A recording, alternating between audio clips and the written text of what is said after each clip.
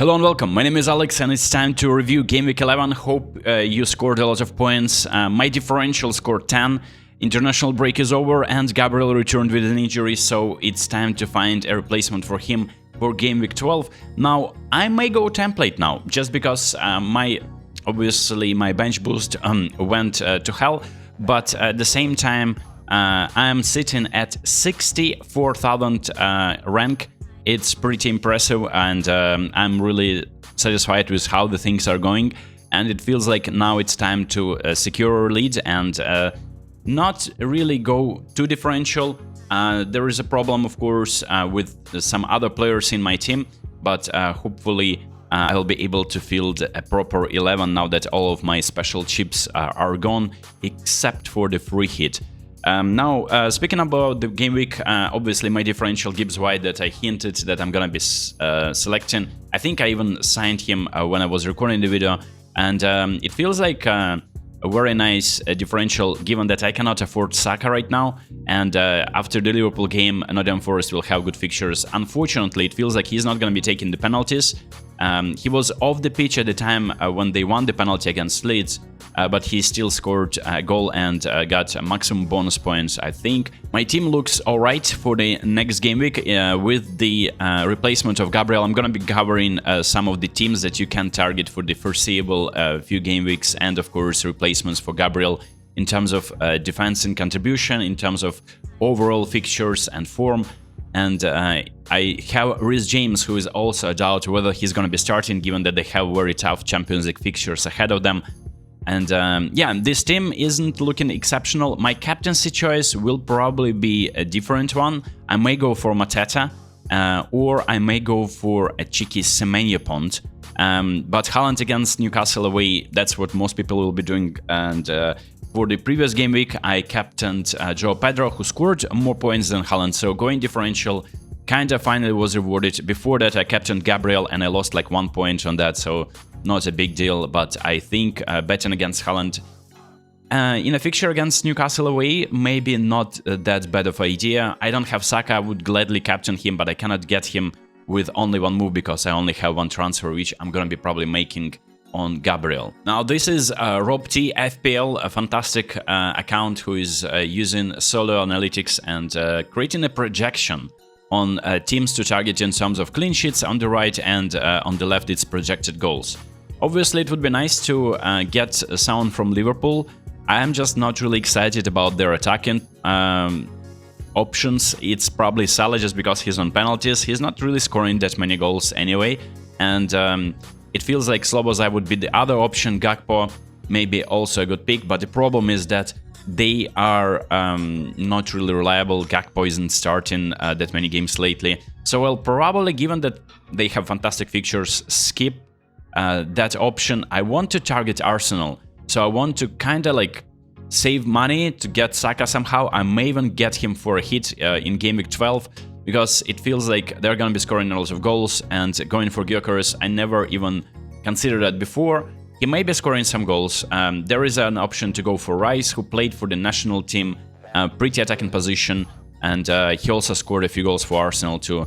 He gets defensive contribution points, but I just really want Saka just because I want to secure my position in top 100,000 by the end of the year.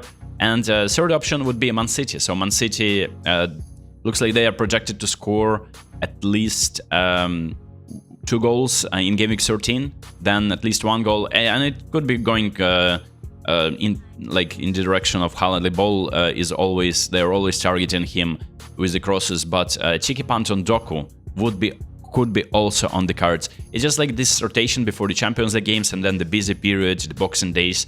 It feels like it's quite risky, but Doku could be also a player that I will be getting. Obviously, Manchester United have good fixtures, but by the time they have insane fixtures, it feels like you're buying Mbumo, for instance, right? And he's leaving for African Cup of Nations in Game Week 16.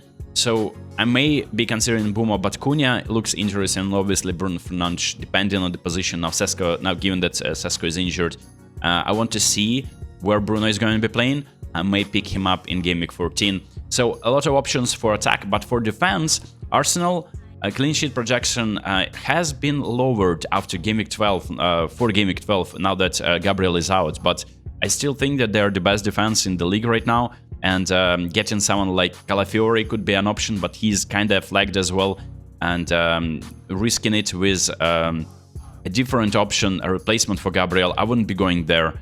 For Liverpool, you can see that the clean sheet odds for them in Gameweek 12 are pretty decent. I still think that Nottingham Forest will be able to conjure up a goal, and then the next few game weeks, I think just getting Van Dijk is just such an obvious option.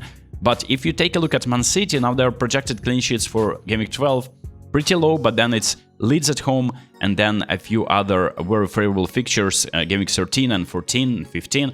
Nico Riley is obviously has brought a lot of attention from the FPL managers, and the only problem for me is just he is not a reliable pick, because it could be contested by Ait Nouri in the Prem, and then he may play most of the Champions League games. I want to see whether there's going to be any rotation for the two foreseeable game weeks. Getting Guardiola, on the other hand, could be an option.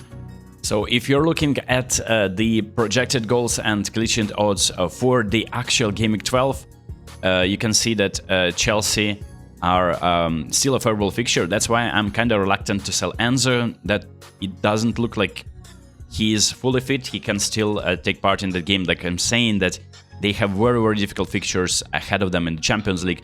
Estevao is really tempting, by the way, from Chelsea, so I may consider him. Bournemouth, the problem with Semenyo is that I think he wasn't even featured in the training photos, so getting someone like Evan Nielsen, I don't really like that, because it doesn't feel like he's on penalties, and if he is, he's not really taking a lot of shots. Everything goes through Semenyo, sometimes Kluivert as well. Liverpool, now the attacker from Liverpool would be nice, but just guessing who is going to be scoring those goals is difficult. And I'm going to be probably heavily punished by an Arsenal player in the next game week. It's going to be either Rice or Gyökeres or Saka. And I just don't... now, given that Gyökeres is also a question mark, he may not be even fit.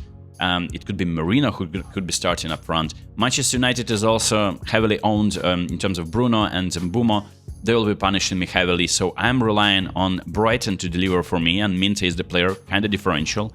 And I'm relying on my other attackers like Mateta and defenders like Munoz. Combined, they have not very high ownership, so I may even captain Mateta as a differential. I feel like going against Haaland, like Newcastle away, they obviously focusing more on the Champions League fixtures. They are not scoring that many goals in the Prem. They lose away games, but they're playing at home, and at home they are a tough fixture. If it's going to be a midfield of the likes of Bruno Guimaraes, Tonali, and maybe Joelinton, it's going to be very tough for Man City. So Haaland can still score a goal, but I don't think that it's going to be like a hat-trick again. So I'm betting against Haaland with Mateta.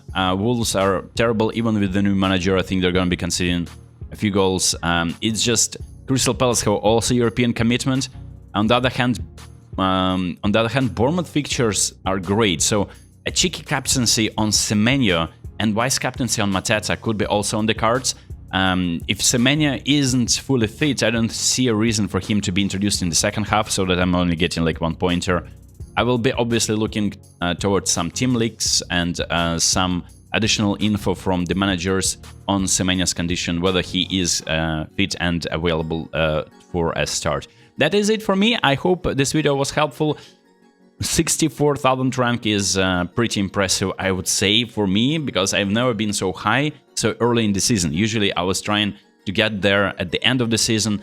And by the way, I think it's easier to get into top 100,000 at the end of the season, just because managers or players, FPL players, get less engaged, and you have that leeway to get inside 100,000. Now that I have done that already, I may just try and get into top 10k before, I don't know, before the end of the year. That would be fantastic, but the team is alright. The problem is that I have no Saka, no Mbeumo, and no Liverpool players to attack the game week, and obviously Man City attackers could also not like damage my rank, but it would be nice to have a differential like Doku to just propel your rank, and obviously Foden is an option too. So that is the video. I hope you enjoyed this one. Subscribe if you want to follow my journey, and I'll see you next time.